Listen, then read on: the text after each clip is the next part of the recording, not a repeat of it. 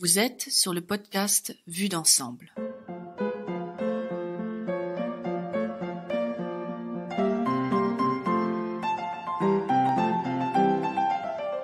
Bonjour à tous, bienvenue au 3e épisode du podcast Vue d'ensemble. La parole est dans le noir consacré aux contes. Je m'appelle Leïla et je vais vous lire 2 contes qui s'intitulent Contes de l'eau bleue et Volet trouvé. Je vous souhaite une très bonne écoute.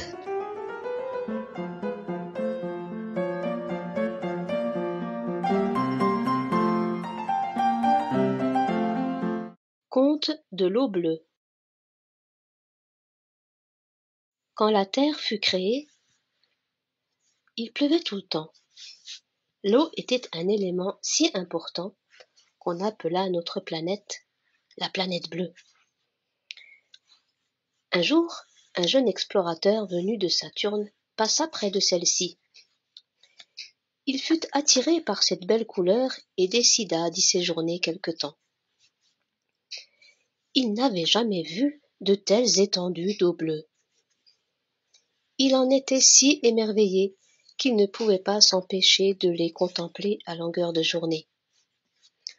Ainsi, il décida de ramener quelques gouttes d'eau pour les montrer aux habitants de sa planète.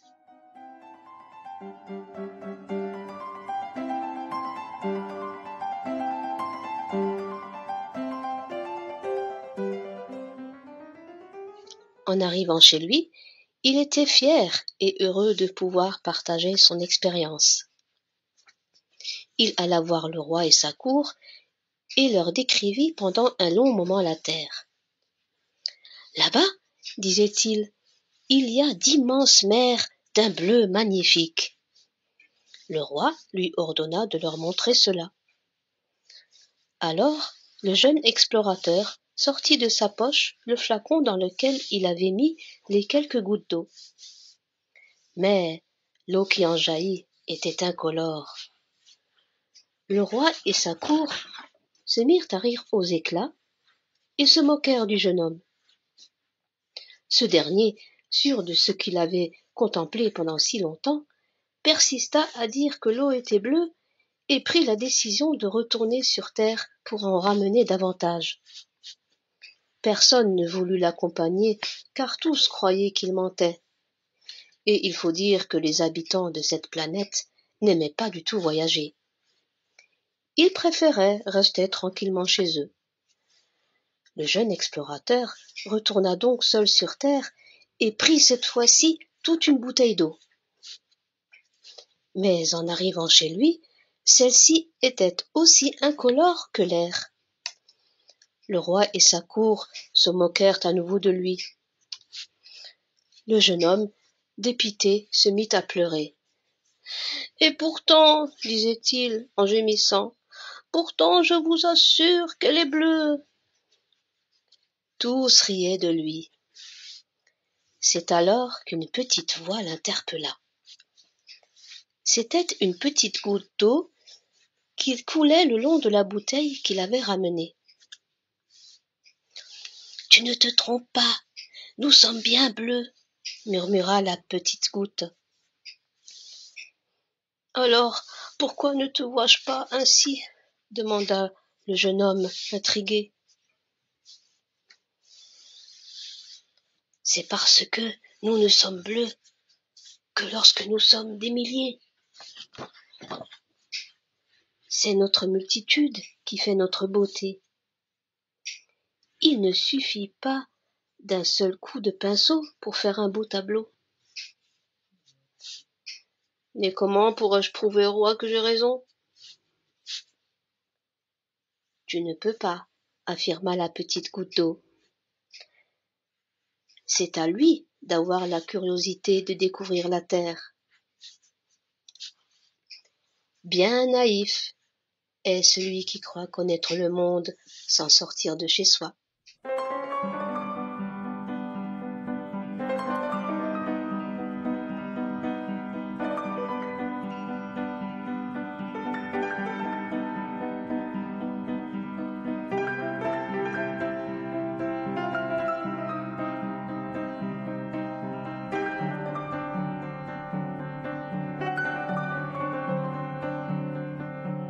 Voler trouvé. Le père Joseph était garde-chasse. Un jour qu'il travaillait dans la forêt, il entendit les cris d'un tout petit enfant. C'était un garçonnet qu'un oiseau de proie avait volé à sa mère et avait déposé au sommet d'un grand arbre. Le père Joseph recueillit l'enfant perdu et décida de l'élever avec sa propre fille, la petite Linette.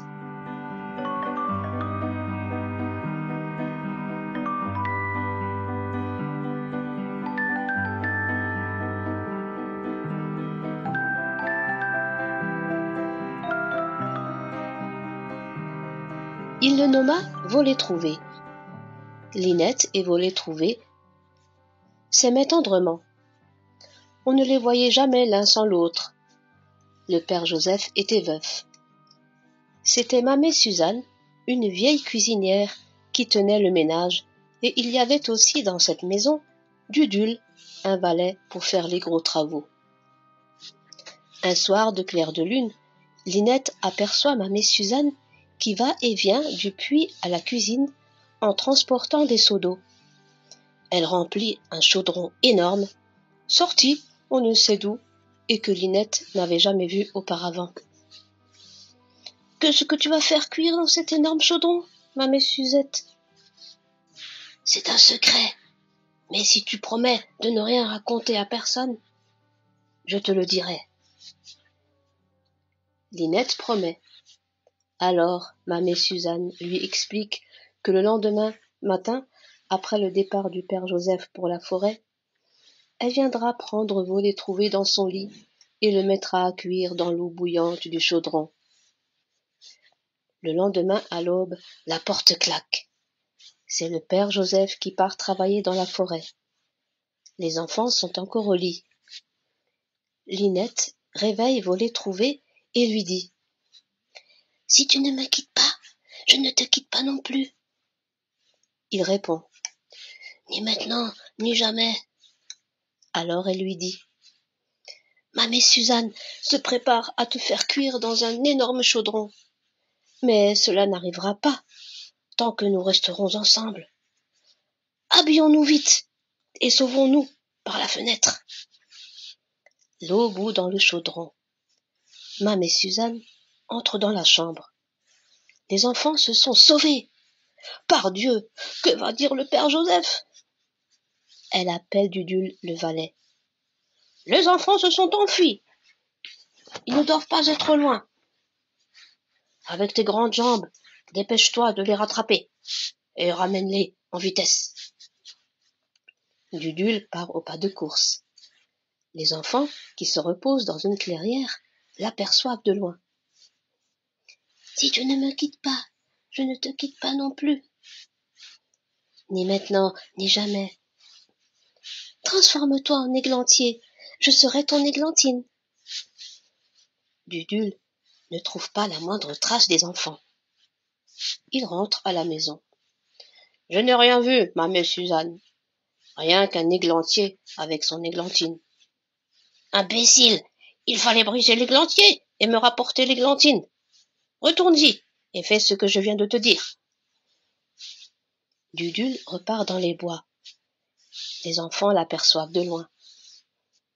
Si tu ne me quittes pas, je ne te quitte pas non plus.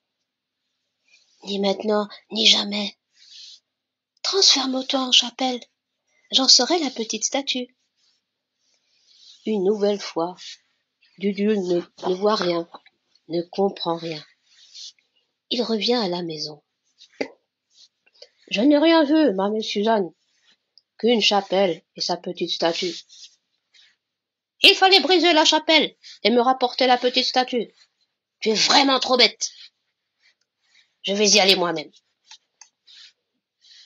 Elle part en courant sur ses vieilles jambes. Les enfants la voient arriver de loin, toute rouge de sueur. Si tu ne me quittes pas, je ne te quitte pas non plus. Ni maintenant, ni jamais. Transforme-toi en étang. Je serai la petite canne qui nage dessus. Quand Mamé Suzanne voit l'étang, elle se met à quatre pattes et entreprend de le boire pour le mettre à sec. Mais la petite canne s'approche vivement. Avec son bec, elle attrape la vieille par les cheveux et la fait basculer dans l'eau. C'est ainsi que Mamé Suzanne, la redoutable sorcière, se noya.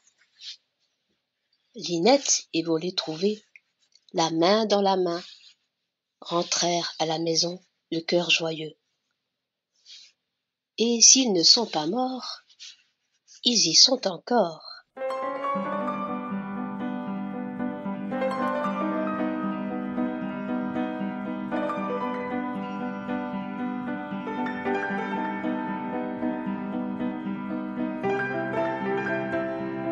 C'était les contes Contes de l'eau bleue et Volet Trouvé. À la voix, Leïla. Merci pour votre écoute et à la semaine prochaine pour un nouvel épisode.